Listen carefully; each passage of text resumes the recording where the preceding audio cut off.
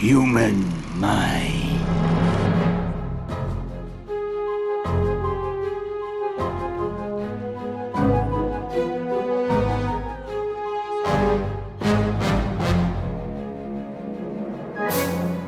Weird, wacky, and wonderful are exactly the qualities that make Psychonauts the game that it is. Developed by Double Fine Productions, it was a fun platformer that I would like to describe as a Saturday morning cartoon wrapped in a video game tortilla. Where games tended to be cool and actiony to appeal to consumers, which will kind of always be the case, no matter which era we live in, Psychonauts went for something more cartoonishly lighthearted and fun, but with a bit more comedic adult nuance that always gets a good chuckle out of me. I wished my loved one had remembered to indicate me as the beneficiary of his 401k plan. Very much a Tim Schafer game, especially if you're familiar with some of his previous works like Day of the Tentacle, Full Throttle, and Grim Fandango, but now with the move to 3D action gameplay rather than the point-and-click adventure type.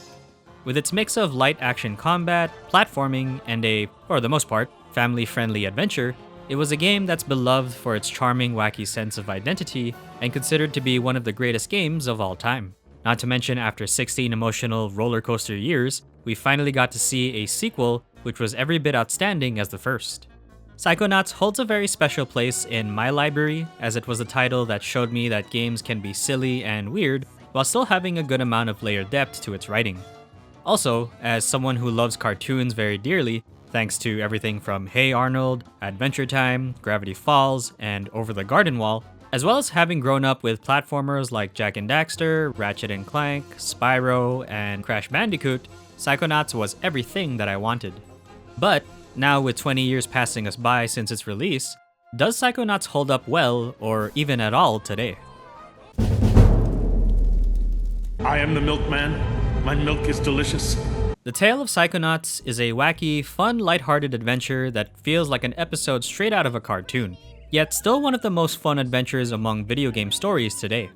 The setting takes place in the retro-future location of Whispering Rock, a summer camp for children that is actually a secret government facility, just let me put my tinfoil hat on real quick, to help train and nurture children to utilize their innate psychic abilities.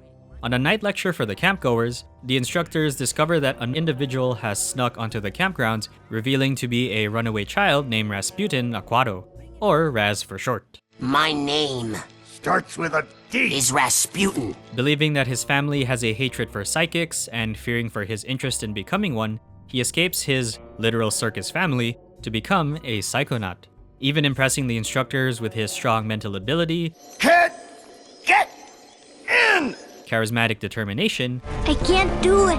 I can't do it. Yes, you can, Dogen. Just follow me. Okay. as well as immediately capturing the heart of his now acquired girlfriend, Lily. Although Raz is put on temporary learning on account of the instructor's concern for his safety and his family, he is quickly able to pass many of the introductory lessons of Coach Oleander, and is even requested by Sasha 9 to undergo experimentation as to why his psychic abilities are far more advanced than the other children. During this probing, Raz stumbles upon a nightmarish plan that involves the kidnapping of the brains of the campgoers, with his friend Dogen being the first victim.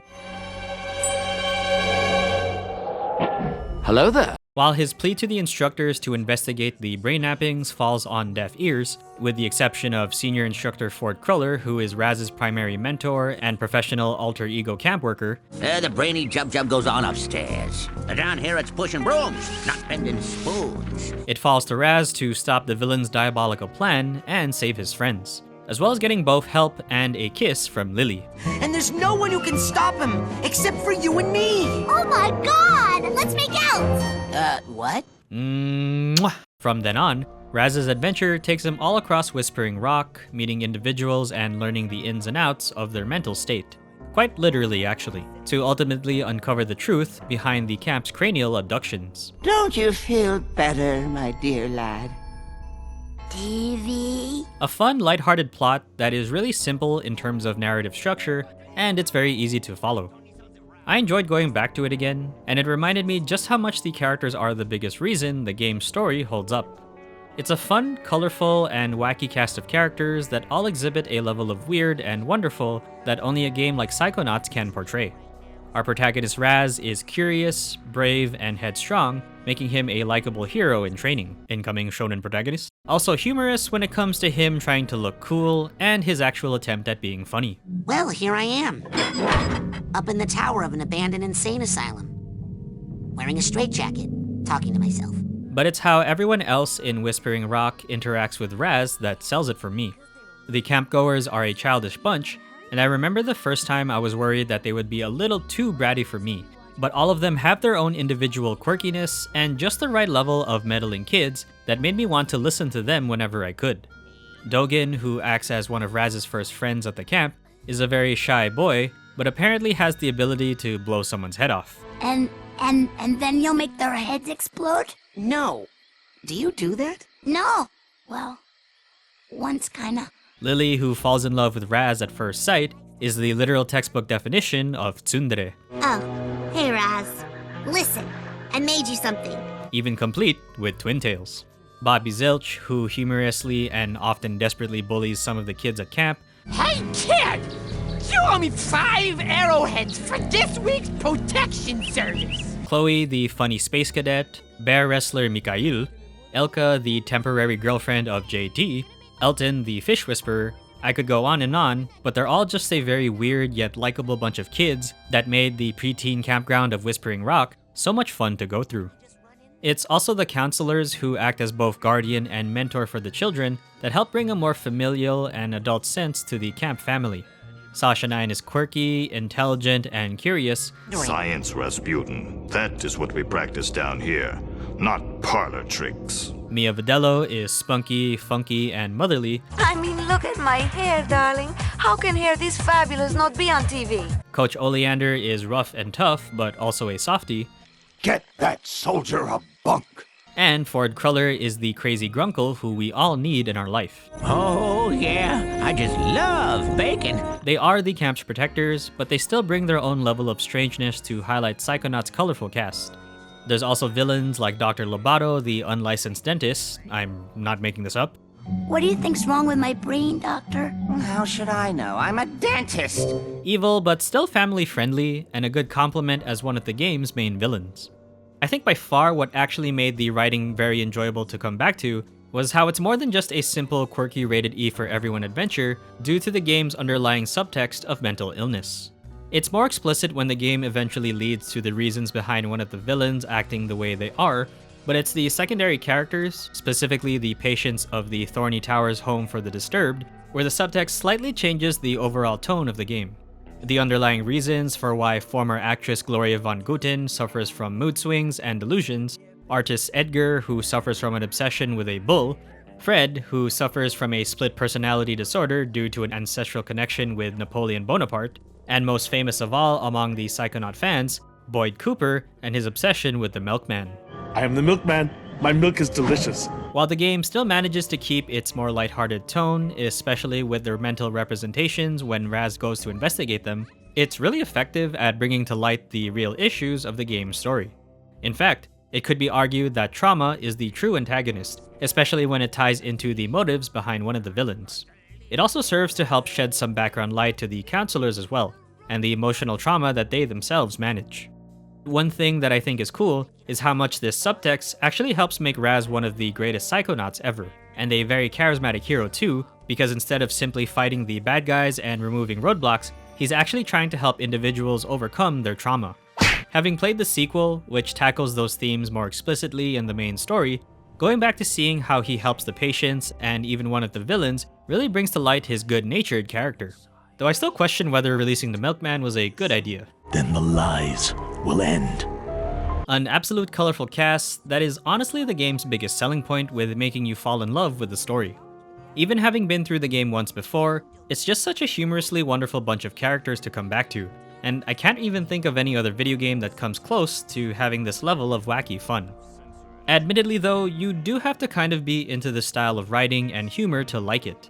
It's mostly witty when it comes to the banter and dialogue, and more absurd when it comes to the visual gags. I love this type of cartoonish, witty writing, so if it's not really your thing, then, well, it ain't gonna be your thing. But you'd be hard-pressed to find anything else close to this level of silly, enjoyable writing. It's Gogglor! He hates children! A fun, wacky adventure, and the contrast between the humorous personalities and the underlying subtext of mental health balances the story of Raz in his quest to save the camp and become a great psychonaut. Oh, and of course, the story holds up very well. Dang, my bowels move more than you do, Pokey! Action platformer is the name of the game, not really, for Psychonauts. Running around, jumping, and fighting are the main gameplay mechanics alongside some old school item collecting. Levels are essentially divided into two sections: the camp overworld, which connects different zones, and the mental world, where the majority of your gameplay takes place. The overworld has a few locations to explore, and contains some hidden secrets and collectibles, which Raz can use to purchase items and even upgrades to rank up his powers. Things like arrowheads, psi cards, and even scavenger hunt items can be found around the overworld.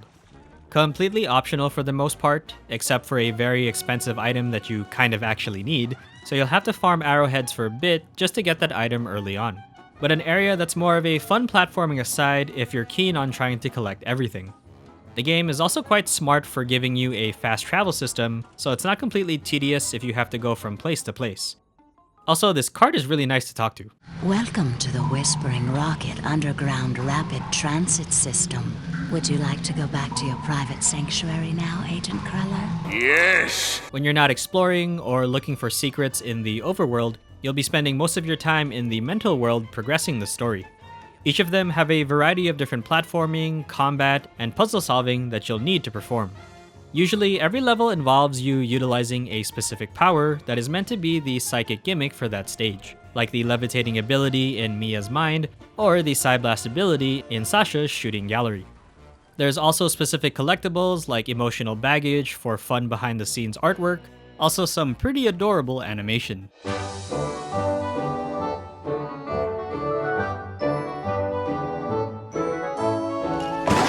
Figments to upgrade your rank, and mental cobwebs, which are basically just psi cards. All in all, a very simple sounding old school style platformer with some basic psychic combat. While this may be the case, and being that it is 20 years old, what still made it fun for me to go back to was how imaginative the levels were in setting up the gameplay segments. Coach Oleander's basic braining is literally a war-torn battlefield that you have to carefully navigate. Glorious Theater is a stage play in which Raz has to help direct. Fred's is a combat version of Settlers of Catan. Hey, can you pass me the wood, I'm not passing you the wood. I'm not passing you the wood, dude. I'm not passing you the wood. It's a mix of different design elements that influence the gameplay segments to make it feel unique. It's what not only makes each level feel different, but also keeps the gameplay from feeling monotonous so as to make the players think differently. And even when some levels just seem super basic to go through, becoming a kaiju and fighting an Ultraman boss tokusatsu style puts a pretty big smile on my face. I'd say similar designs from more modern games include It Takes Two or Split Fiction, and how their level designs influence the platforming focus. They're all super fun to go through, and my particular favorites include Waterloo World for its mixed platforming and board game puzzle solving, Lungfishopolis for stomping around as Goggalore, and The Meat Circus for how challenging the platforming was. I don't think the overall gameplay is quite perfect though in terms of technical feel. It's mostly things like how awkward it is to judge jump distance, climbing animations not completing all the way through, shimmying mechanics that rarely get used, and jump arcs on swings that really feel weird to time. Kind of noticeable, but barely an issue honestly, and I finished the game at a pace that didn't feel obstructed. I think it has more to do with the game's production age resulting in some of these technicalities. Combat was fun and serviceable, but more of a complement to the platforming. It's very simple for general enemies where all you have to do is slap or mind break them to death, and Raz gets a number of abilities like telekinesis, pyrokinesis, or Psyblast. All of them are essential as a specific solution to a boss fight, as well as a few puzzles that need to be solved. Because you only get to equip 3 at a time, you will either be menuing a lot or sticking with abilities that you prefer. Mine included Psyblast and Levitate, with the third slot usually reserved for swapping powers. Even though combat wasn't the biggest deal, I did find it to be fun overall. I think because it's pretty easy to perform, it makes for a good complement to the platforming game that Psychonauts is trying to be. I do think the second game feels a lot better for combat, not just by virtue of the design and production age, but changes like the telekinesis being more aimable, faster paced combat, and a dedicated dodge button. Still though, the overall gameplay of the first was great, and I highly enjoyed the more imaginative level design of the mental worlds with influencing their play segments. The technical side does look slightly rusty, but it never made a scratch with my overall enjoyment of the game. I also think that for something out of 2005, it was great to see that it runs pretty well, at least on my potato PC. One moment. Please don't kill us, Lake Monster! If the stories and characters weren't the most unique things that made Psychonauts, then it's the art style that will convince you otherwise.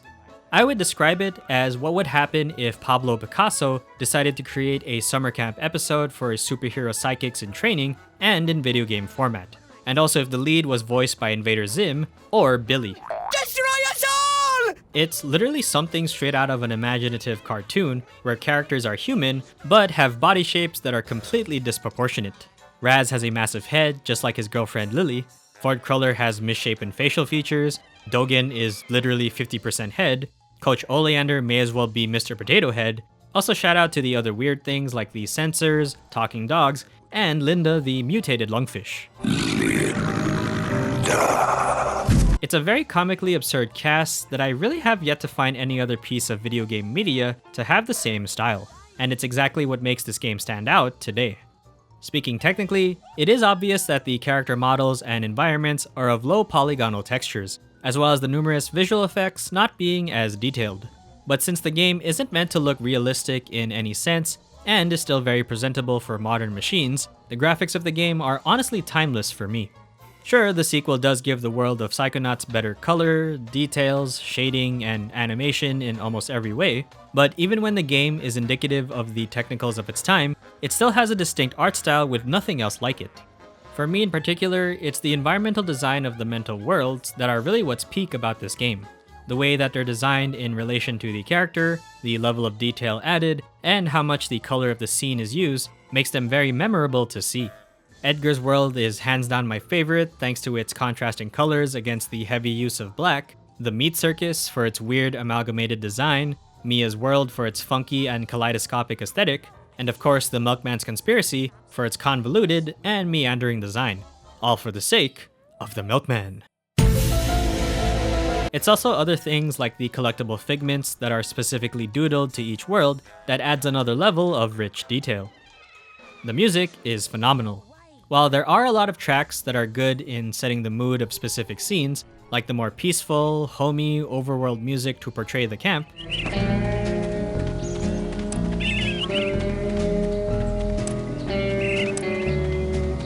it's the thematic use of specific soundtracks to complement levels while still maintaining the overall tone and feel of the game, and it handles it very well. It's specifically with the different mental worlds, like Coach Oleander's battlefield in basic braining, feeling grand and urgent with the horns, but still maintaining its lighthearted and whimsical mood.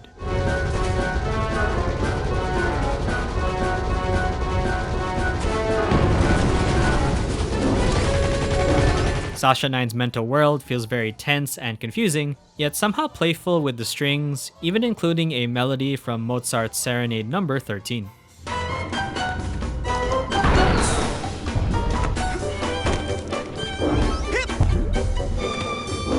Even the kaiju scene in Lungfishopolis uses brass horns to mimic Godzilla's entrance music.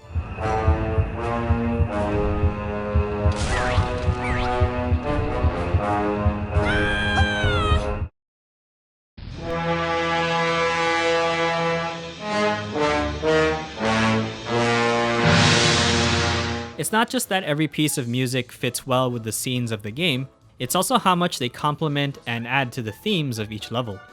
The effects are also pretty good in bringing the sound profile of Psychonauts to life.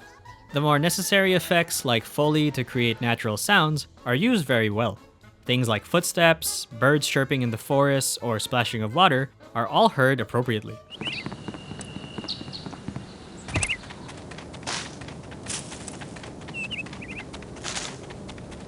But for the weirder side of things, more ethereal and whimsical effects are used for anything psychic related.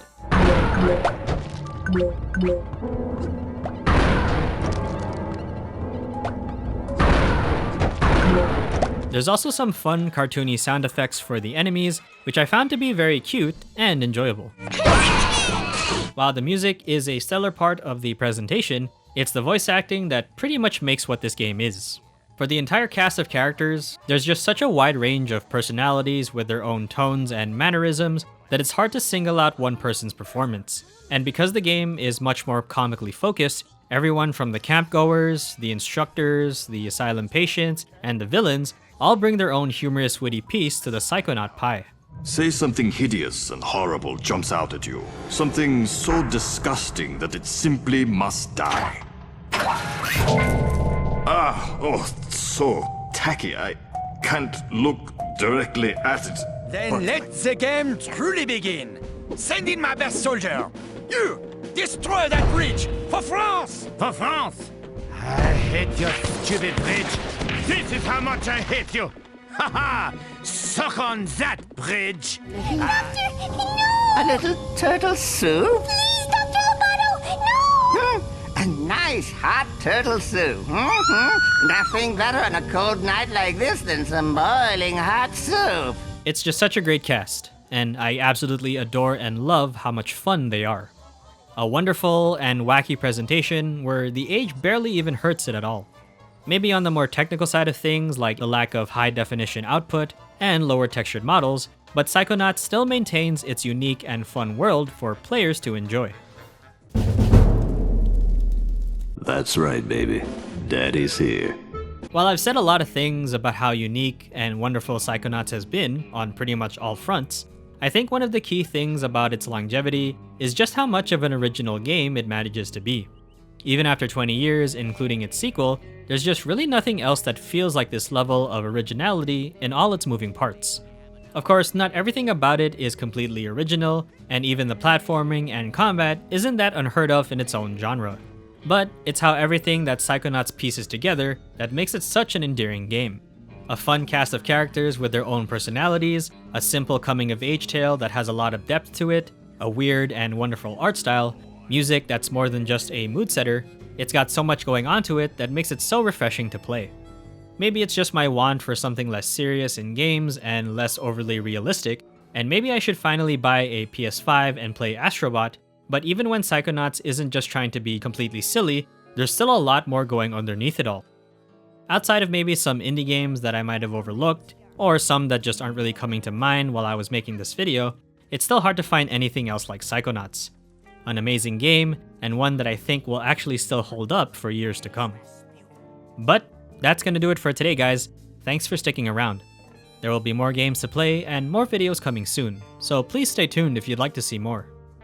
But for now, I'll see you all next time.